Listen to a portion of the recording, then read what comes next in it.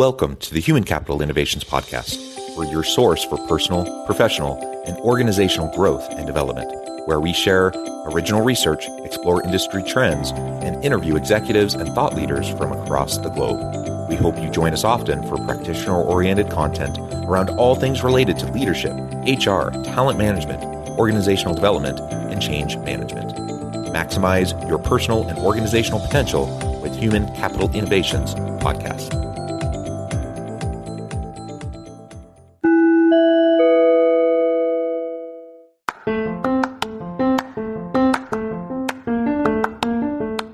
If you enjoy the Human Capital Innovations Podcast, enjoy ad-free listening by going to the Patreon page, and please consider contributing even at the producer or sponsorship level. And please leave a review. Thank you for your support.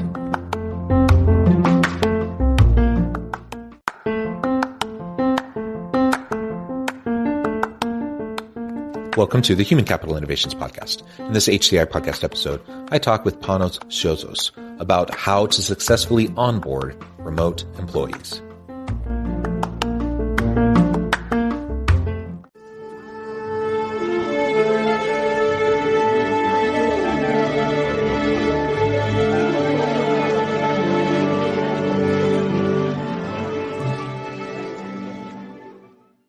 Panos Siozos, welcome to the Human Capital Innovations Podcast. Hi, John, and thanks for having me. It is a pleasure to be with you. You're joining us from Cyprus in the Mediterranean. I'm south of Salt Lake City in Utah. It's morning for me. It's evening for you. I'm just super thrilled to have the opportunity to talk with you today. And today we're going to be exploring how to successfully onboard remote employees. Now, of course, in the modern world of work, especially during the last couple of years of a pandemic, so many people had to move to remote work kind of modalities, or perhaps a hybrid sort of modality. And so it's been a super interesting time as people have tried to learn how to leverage the technologies available to be more effective, productive, and to collaborate more efficiently. Yet during all of that, we've also had to try to figure out the cultural component and the cultural piece to what makes a team and how we work together.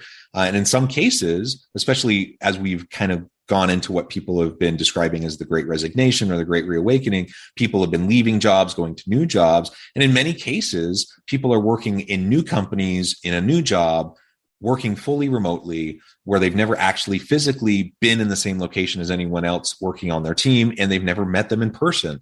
And so then the question becomes, how do you inculcate them with the values and the culture and all of those sorts of things? And a lot of that comes back to onboarding and how we approach our onboarding practices with remote workers. Now, I will also say that effective onboarding is really a challenge for any organization in any type of work modality. So whether you're face-to-face, hybrid, or remote, I think many of the things we're going to be talking about today will apply quite well as you try to think about successful onboarding. But I think particularly as we're thinking about the remote worker, it'll be really important to consider these points that we're going to be discussing.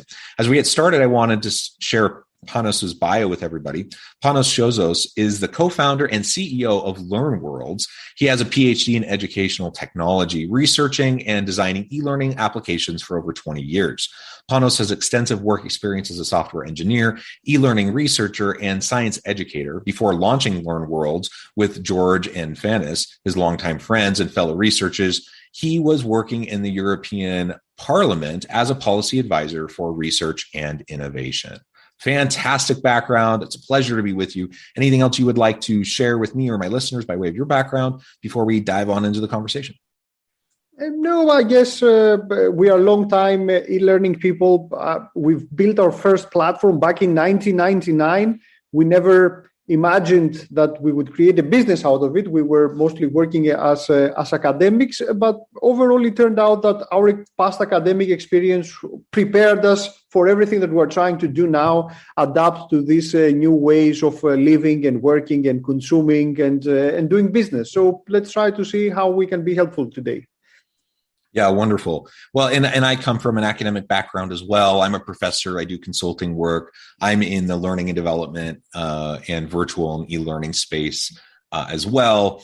And so a lot of what you just said resonates with me. I feel like so much of what I've done in my own academic training, as well as in my professorial work at the university, has prepared me well to do meaningful, substantial virtual e-learning content for individuals to help them reskill and upskill. And in fact, sometimes I look around at some of the vendors in the space, and I look around at what's available, and I think, oh, they probably could benefit from a course in educational technology or pedagogy or andragogy or any of these things to help them learn, how to tap into the motivations and interests of, learners or adult learners specifically. So anyways, it's a great space to be in. I think there's definitely a lot of crossover between the academic approach as well as the practical approach that we learn from the corporate world. So why don't you start by just telling us a little bit more about the origins of Learn Worlds?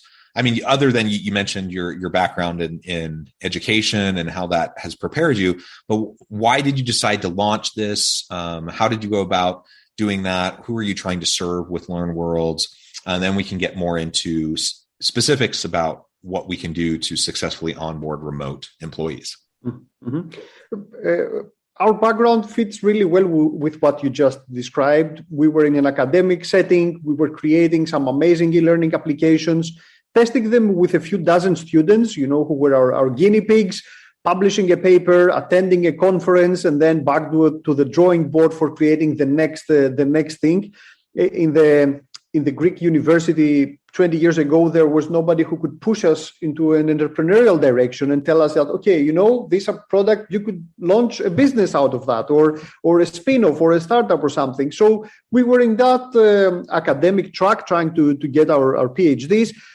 Once we complete, but we were always very hands-on. So we were able to not just design and understand and research what is the state of the art of e-learning and how people learn and how people should be learning and working and developing. We were also able to implement our ideas and create prototypes and create full working platforms. So once we completed our PhDs and worked in different directions and different experiences, we always had this itch, and we were always, when we were meeting, over beers, we were discussing about what would be possible, how we could get. We were seeing some amazing platforms within academia, some state-of-the-art platforms, but all the tools that were at the hands of actual learners and trainers and learning and development professionals out there were suboptimal, to say the least. We were saying, how can they be selling something like that? I mean, haven't they thought about this and that opportunity? So we always had this itch. So we got together. We had zero idea about entrepreneurship, but we were very good about building product. And we had this naive mentality, build it and they will come. And that if we just build the best possible platform, then everybody will just realize how great it is and they will flock and they will buy and, we will become rich and whatever. So we started building our platform. That was, we wanted to create a platform that would allow people to create the best possible versions of their online courses. And not only that, but also be able to directly sell them to their students and to their consumers. So without, a marketplace, without having to go through a middleman, you would be able to launch your own online school, your own online academy, your own, e-learning portal or whatever, which wasn't very easy. I guess it's not too much in terms of parallelism with e-commerce.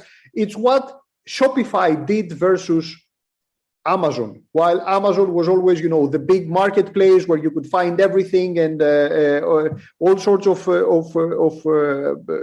people were selling stuff. Shopify in the e-commerce space allowed people to create their own e-commerce space and sell directly to consumer. And that we didn't realize it back then, but later it became evident that this is what we were doing. We were creating a platform that allowed trainers to create an amazing online school without any development skills or any design skills, upload their content and be able to directly sell or share with consumers, trainees, students, their employees, or whatever else. So that's what we started to do. At the beginning, we were very bad at doing business. we had to put, the scientist at the back seat and say, okay, we've built an amazing platform. Now we have to obsessively listen to our customers and see what are the features that they require, what would make their job easier, because the academic, I have to say that in the beginning, the e-learning part of the subject of the platform was probably overdeveloped, was amazing. It was an amazing experience, but we were lacking some of the practical hands-on tools that trainees would need in order to not just create an amazing course, but also sell it or share it and be happy with their work. And that we learned from our customers. We were very lucky to have some amazing customers early on who co-designed, I guess, with us the platform, and we communicated with them almost daily. So we started rapidly improving also the other pillar, the e-commerce pillar of the platform, and we ended up with a platform that is very balanced, that includes the state-of-the-art of e-learning. We still participate in research projects today and try to follow the state-of-the-art of the science, but also we have an amazing, super user-friendly tool that allows everybody to be an edupreneur, create an online school or a small and medium company. It allows them to go online, transition, put their teachings in the cloud and reach their remote workforce wherever this might be.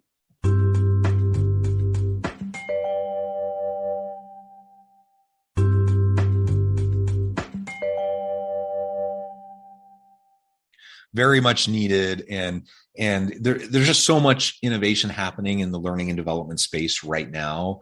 I think it's tremendous, fantastic, and I'm excited to learn more about what LearnWorlds offers on my own, after this conversation, because I just think that's fantastic.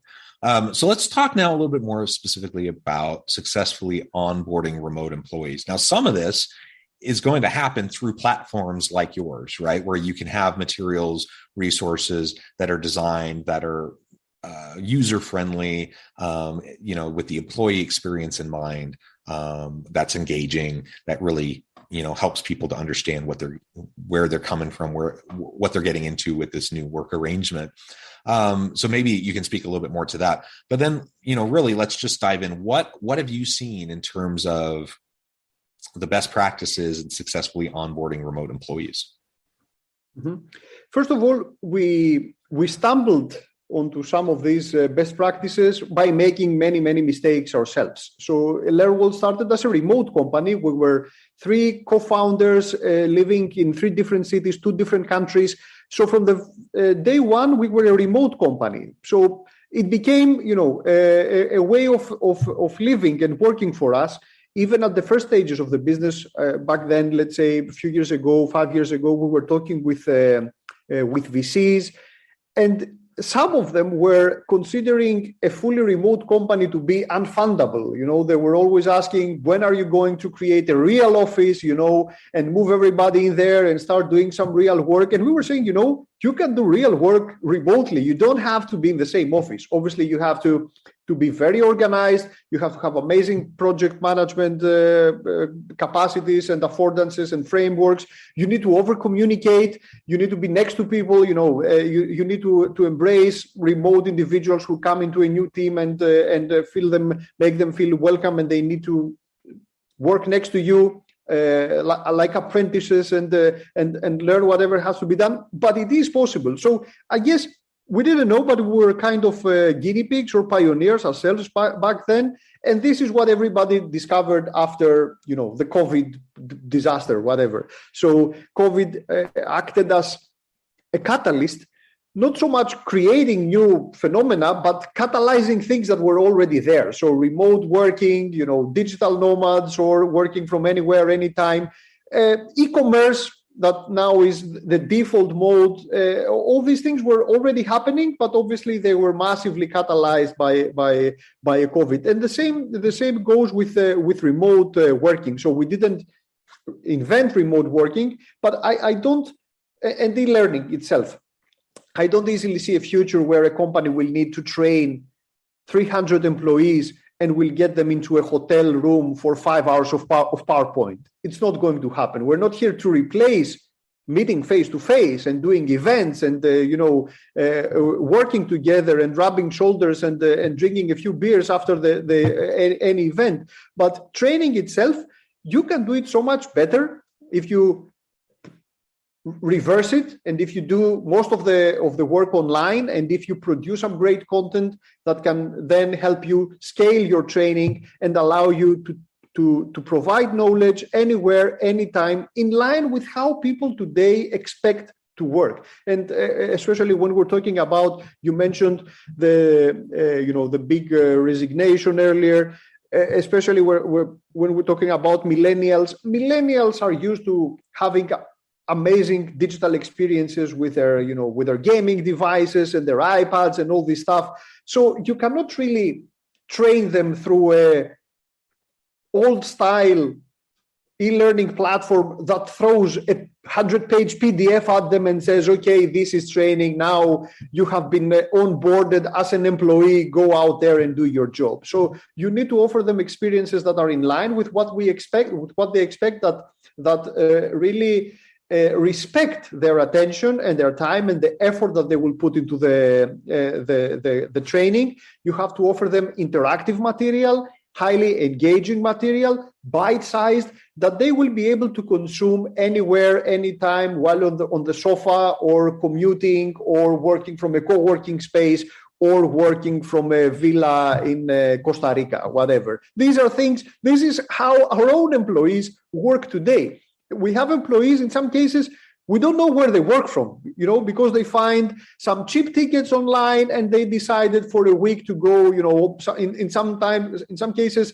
a whole department. They go into a flight or they meet in another place and they work together from a co-working space, and we learn it after a few days. This is the reality now. This is what's happening out there in the workforce. So you also have to think in that the level and anticipating that into how you are going to onboard and train your employees. And so these are the things that we discovered ourselves, in many cases by making mistakes. And this is where I guess we went back into the drawing board, and we started using our own platform the way that we were seeing some of our customers successfully using the platform. So we said, okay, we are an e-learning business. This is what we do for a living. This is what we have studied for so many years. Let's use our platform to offer an amazing onboarding experience to our employees. It can be, in some cases, it's, all the training material that you would probably arrange for a person in their first few weeks in a new job, but we have tried to reflect that onto the platform to create some great training and onboarding material. So for us, obviously, it also works as a way of introducing the new hires into the platform itself, and to all this concept of how you can use a platform like that to get trained about a new subject. So we eat our own dog food, and we developed. We spend lots of time developing onboarding and training material for our employees. A fully guided process. In some cases, depending on the job, it's from 2 weeks all the way up to 5 weeks, with very structured material that includes self-paced courses, self-paced knowledge, for example, videos and interactive ebooks, along with guided one-on-one mentoring sessions with existing employees of the company who can share their experience about the specific role or the company in general, the business models, the customers, or anything else. So we had to adapt. We had to learn from our own experiences and from the fact that we were already operating as a remote company. And these things happened to match perfectly to the situation that I guess the entire world found itself after COVID, with these rapid changes in how we work and how we learn.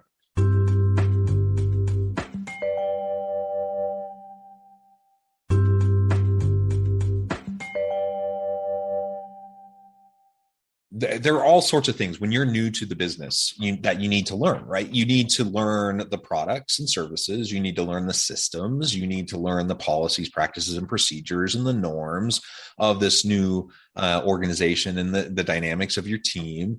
You need to, of course, learn the culture, the values, and how those are integrated throughout the systems of the organization. That's a lot for people to learn. And you joked about having the 100-page PDF that's just posted online, then you say that's e-learning. I mean, I've literally seen that. I mean, that's not an exaggeration. I've seen that. I've also seen where they say it's e-learning and all it is a PDF of like a PowerPoint slide deck, and you just kind of go through it. Is that technically e-learning because it's electronic and it's online? I suppose, but is it actually going to be effective in any way? Of course it's not. And so whether you're face-to-face, if you're face-to-face and you have a group of new recruits all starting and you're doing like an orientation and you plop down the big policy manual in front of them and say, here's your policy manual, welcome to the team, you are now onboarded. I mean, I think most people would realize that's ridiculous. Yet that's exactly how often it happens in organizations, more or less. And so let's look at how we can break things into bite-sized chunks so we can actually seek for understanding of what's happening in those areas. If we do that, that's going to be to our benefit because our people are just going to understand better. If our people come on board and they know the products and services, they know the members of the team, reporting lines, they understand the structures and even the politics of the organization, how to navigate. If they can understand that through mentoring and coaching and the resources being provided, then they're going to be so much better off. And I think during the pandemic, some organizations have learned how to do this well, where others have just kind of forgotten about that piece. And they just figure, well, you're a remote worker, so we're going to make sure you have the technology you need, make sure you have an internet connection. And then they kind of treat them like they're contract employees or contract workers. So they're never fully integrated. They're never fully onboarded, and they just kind of work on piecemeal projects. And I mean, you can certainly do that, but that's a missed opportunity. If someone's an actual employee, a member of your team, help them to feel integrated, help them to recognize and understand the culture, help them to understand how that's going to play out in their work lives and what the expectations are in relation to it. When we do that, it's just going to make everyone's life easier. It's going to engage your people more. It's going to reduce the likelihood of turnover. So many people right now, they're choosing to leave, go to new jobs. And often within the first 6 months, many of those people will leave again because they'll find that this new organization, the grass wasn't necessarily greener, or, it's not what they thought it was cracked up to be, or they're just not feeling supported the way they feel like they should be supported at their new organization. And so they leave. So let's do the basic things necessary. And it's not rocket science, but if we do the basic things consistently well, that's going to be at least 80+% of the battle. I totally agree. You definitely lose people like that. Like if you let them, in another, it's like working in a remote cubicle behind a Zoom screen. It doesn't work like that. And definitely, I'm certain the 100-page PDF is definitely not an exaggeration. It's probably an understatement. I've seen bigger. And probably out of this, whole big resignation, there must be many people who resigned because of a 100-page PDF that was thrown at them, where there can be a different solution. And initially, when we were doing our own training, we made probably some of these mistakes. So, when you have an HR person or you have somebody who has taught, and is very experienced as a professor in the past, their natural tendency when you talk to them about the video course is to go out, get a PDF and record a 45-minute video of that presentation they had, go slide by slide. And we say, no, that's crazy. Research shows that, and also, common sense shows that. Let's try to create 5-minute bite-sized videos that are much easier for you to produce, much easier for you to replace. If more information comes, it's much easier for you to add something else or do some post-production. Let's enhance those videos with a few questions at the end. That's something, and these are needs that also we added as features into the platform as we were discovering them. So you can get within the LearnWorlds platform, you could just upload, a linear 5-minute video that perhaps you shot yourself with a mobile device. It's super easy now to produce material like that. You don't need an expensive studio or setup or, Hollywood type video. Sometimes good enough is good enough. And with a phone, you can get you can shoot some great video. And then that same video, just by editing it, just like a PowerPoint, very easily, you can add quizzes on top of the video, you can add pop-ups, you can add controls, you can add explanations, you can add hotspots where you can show how things work, like how a specific screen works or how a specific device works, depending on what kind of training you have to do. So instead of a passive 45-minute video that would exhaust most people and would, technically, yes, it is e-learning, but it's a bad form of e-learning. You can easily repurpose that into 9 5-minute videos that are interactive, that are engaging, that people can easily consume even from a mobile device. So they even have a sense of progress as they go through the videos. It's not, a 45-minute huge presentation. It's something where you see that you're making progress.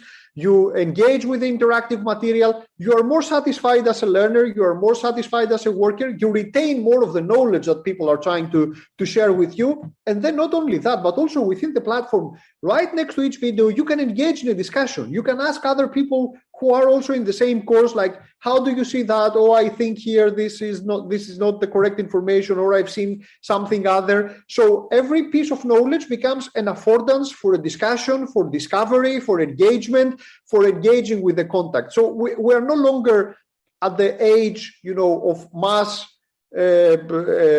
delivery of the content. It's about reception. It's not about what you send. It's about what people understand, process, and receive. So they need also a platform that enables these kinds of interactions and enhances these kinds of interactions. And at the end of the day, even something that might seem trivial, like onboarding of an employee, this is a very pivotal moment for their career and for their lives. So you have to treat it seriously. And our answer to that, there probably are other answers out there, perks and whatever and parties, but our answer is training, is treating them with respect, providing them training that allows them to go into the deep of the role and discover the role, and also discover what is possible with a platform like ours. And it works. It's this has become one of the strongest points for us. I know that probably not everybody can start like that right away,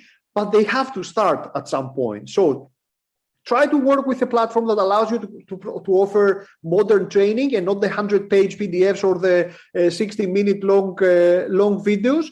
And as you create it, you will discover your strong points. You will be able to repurpose lots of the content that you probably already have out there and offer it in a more meaningful and consumable way to your employees, your customers, whatever is your audience, because education can work everywhere and should actually work everywhere. Very well said, Panos. It's been a real pleasure. I know at the time I need to let you go here so you can get on with your evening. But before we wrap up, I just wanted to give you a chance to share with listeners how they can get connected with you, find out more about your work, and then give us the final word on the topic for today. People can always visit us at www.learnworlds.com. That's where you will find some amazing material about training, about creating and selling online courses, about training employees and onboarding employees. Obviously, you can also start a free trial of the platform. No credit cards, no strings attached.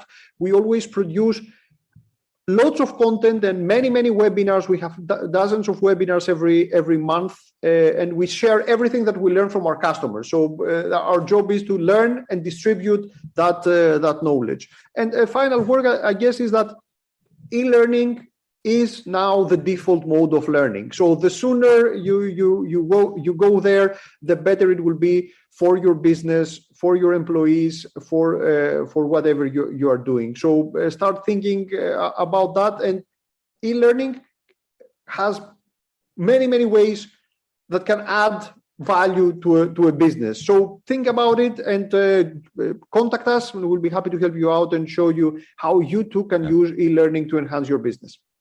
Wonderful. Thank you so much. It's been a pleasure. I encourage listeners to reach out, get connected, find out more about what Panos and his team can do for you. And as always, I hope everyone can stay healthy and safe, that you can find meaning and purpose at work each and every day. And I hope you all have a great week.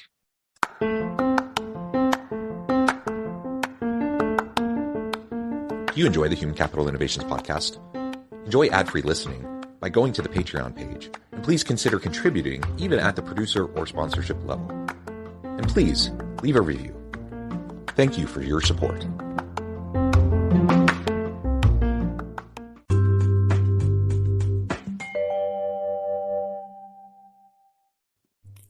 Thanks again for joining us for this episode of the Human Capital Innovations Podcast. I hope you stay healthy and safe and that you have a great week.